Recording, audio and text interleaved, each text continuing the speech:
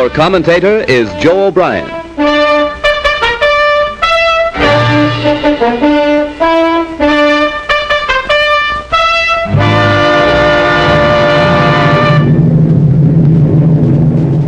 Here is the motion picture record released by the United States Navy of the havoc wrought by the Japs' sneak sky and sea raid on Perl Harbor, America's mid-Pacific naval bastion.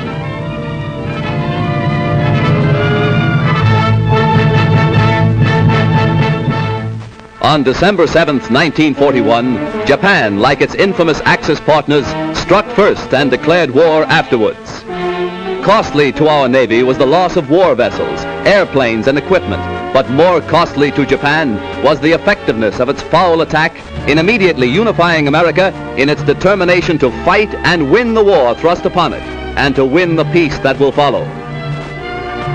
The Japs copied their German masters in striking hard at airfields. Hickam Field, northwest of Honolulu, and the Fort Island Naval Plane Base were the first objectives of Japan's treachery. Scores of planes were bruised and battered by the Japs' aerial bombs. Many of these were demolished beyond repair. Direct hits were scored on hangars, and these were badly shattered. Equipment and airplane supplies were reduced to smoldering ruins. Here at the Naval Air Station is grim and positive evidence of Jap treachery. Here foul blows were struck, while Jap diplomats were talking peace in Washington. America lost 3 destroyers. Here are seen the United States destroyers Downs and Shaw as they rest on the bottom of Pearl Harbor with decks awash after Jap bombers make direct hits on their decks. First to feel the sting of Japanese steel are the USS Oklahoma and Utah, the latter a 33-year-old target ship. Accurate hits by the enemy bombers make short work of these 2 naval bulwarks. Now, with their keels practically out of water, they lie helpless wrecks and a sad reminder of cowardly strategy. To make possible a surprise attack within Pearl Harbor, the Japs built 2-man submarines to enable them to fire sneak blows within waters that are narrow and tortuous. Several of these surprise weapons were blown from the water by direct hits of our naval gunners. Others were beached and captured. While sky and sea fire was still raging, salvage crews inspected our naval craft to estimate what may be saved. Before the din of bursting bombs had been silenced, preparations were underway to salvage these 2 warships. At low tide, the huge propeller of the Oklahoma, stilled by the enemy, was high above water. It is believed that the small 2-man Jap submarines carrying dual torpedo tubes were responsible for these 2 losses to our Pacific fleet.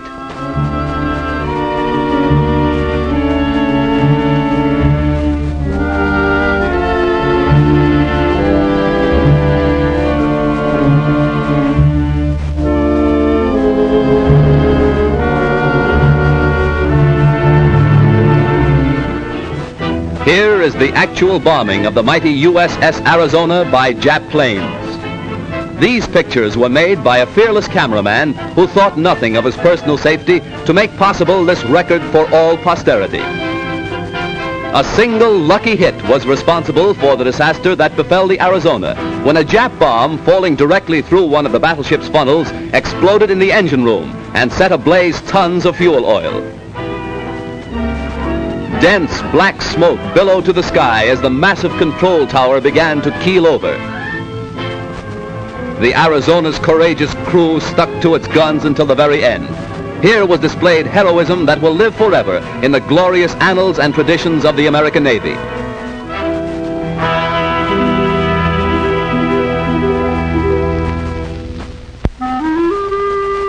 The once mighty Arizona now rests on Pearl Harbor's muddy bottom, a pitiful relic of its former self, a grim monument to the treachery of Japan. The once mighty dreadnought's armor plate is twisted and torn, but the great battleship's control tower still stands, a defiant beacon that in days to come will cast its shadow upon Nippon's very shores. At Pearl Harbor, at Hickam Field, in the bomb-pocked streets of Honolulu, ever is written history. History with a tragic, treacherous pen. History that 130 million Americans will never forget. And in days to come, the Japs, too, will remember Pearl Harbor. Here is a tragic, unforgettable page in the annals of America. Here the cunning deceit of the Japs will never be forgotten. Here they hoped to score a knockout before the war began. The Arizona's gun crews, battered and broken, fired to the last, their guns pointed skyward from whence the enemy appeared. The Jap sneak blow cost hundreds of military and civilian lives. The treacherous attack cost our Pacific Fleet 2 battleships outright, another capsized, the loss of 3 destroyers and a mine layer.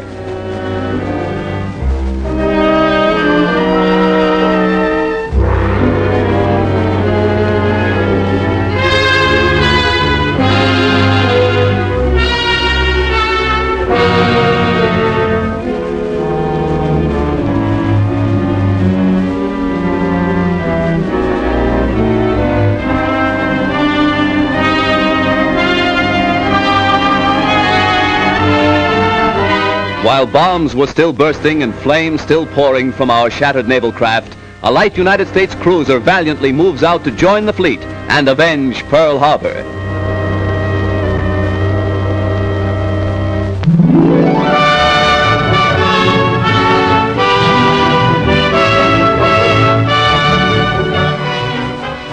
June 3rd, 1935. The Normandy, $60 million luxury liner, comes to America on its maiden crossing of the Atlantic, an event that occasioned a marine demonstration that will live in history. Whistles blew and sirens shrieked a mighty welcome to the new Queen of the Seas.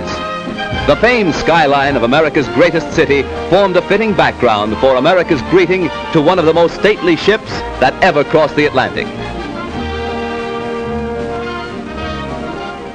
6 years later, shortly after the United States entered the war, the Normandy was seized and placed under naval guard.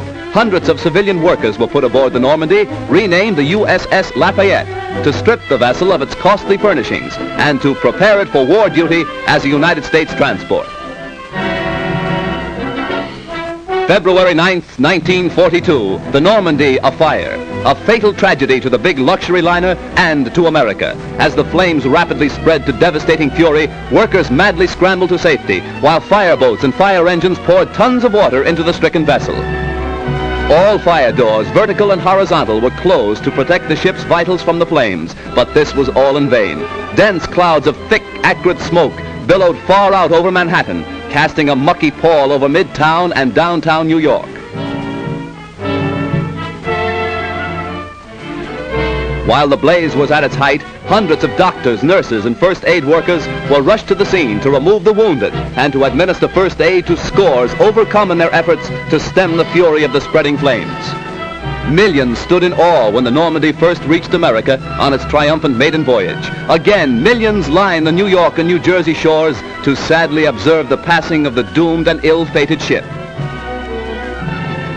Rear Admiral Adolphus Andrews, Commandant of the 3rd Naval District, ordered all hands ashore to save the lives of those who were heroically battling to keep the huge liner upright. Hour after hour, tons of water were pumped into the Normandy, causing a bad list to port, as strong hawsers snapped and tugs strove to push the giant vessel close to the wharf.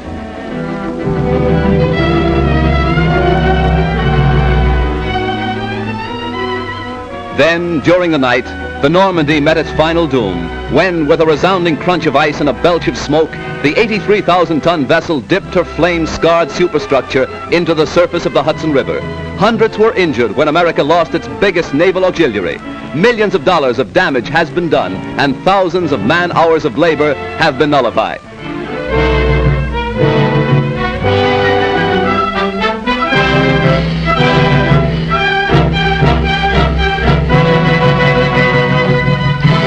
Accident or sabotage, the world may never know. But the fate of the luxury liner Normandy, rechristened the USS Lafayette, is one of the major catastrophes of our day.